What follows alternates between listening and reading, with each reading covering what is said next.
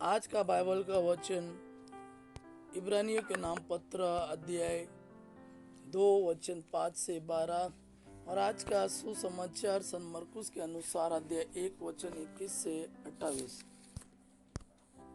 इब्रानियों के नाम पत्र अध्याय 2 वचन 5 से 12। ईश्वर ने उस भावी संसार को जिसकी चर्चा हम कर रहे हैं स्वर्गदूतों के अधीन नहीं किया।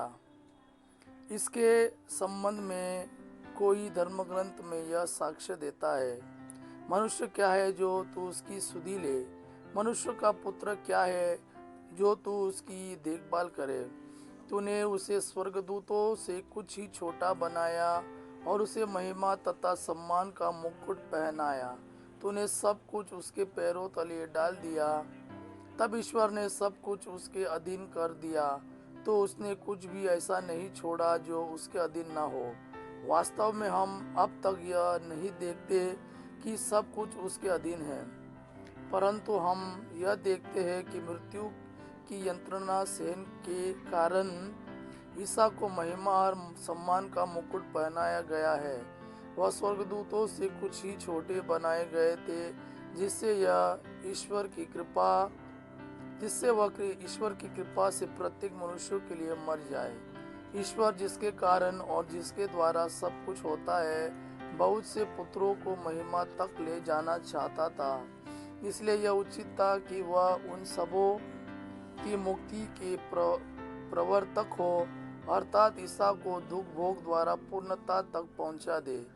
जो पवित्र करता है और जो पवित्र किए जाते हैं, उन सबों का पिता एक ही है। इसलिए ईसा को उन्हें अपने भाई मानने में लज्जित नहीं होती और वह कहते हैं, मैं अपने भाइयों के सामने तेरे नाम का बखान करूंगा, मैं सभाओं में तेरा गुणगान करूंगा। आज का सुसमाचार सन मरकुस के अनुसार अध्याय 1 वचन 21 से 28। वे कफरनहूम आए। जब विश्राम दिवस आया तो ईसा सभागृह गए और शिक्षा देते रहे। लोग उनकी शिक्षा सुनकर अचंभे में पड़ जाते थे, क्योंकि वे शास्त्रियों की तरह नहीं बल्कि अधिकार के साथ शिक्षा देते थे। सभागृह में एक मनुष्य था जो अशुद्ध आत्मा के वश में था। वह ऊंचे स्वर से चिल्लाया, ईसा नाजरी, हमसे आपको क्या आप हमारा सर्वनाश करने आए हैं? मैं जानता हूँ कि आप कौन हैं, ईश्वर के भेजे हुए परम पावन पुरुष। ईसा ने यह कहते हुए उसे डांटा, चुप रह, इस मनुष्य से बाहर निकल जा। अवधूत उस मनुष्य को झकझोर कर ऊंचे स्वर से चिल्लाते हुए उससे निकल गया। सब चकित रह गए और आपस में कहते रहे, यह क्या है? यह तो नए प्रकार की शिक्षा है। वे अधिकार के साथ बोलते हैं, वे अशुद्ध आत्माओं को भी आदेश देते हैं और वे उनकी आज्ञा मानते हैं।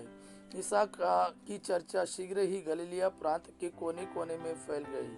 यह प्रभु का वाणी है। प्रभु को धन्यवाद। आबा पिता की महिमा, पुत्र यीशु का प्रेम आप पर सदा सर्वदा बना रहे।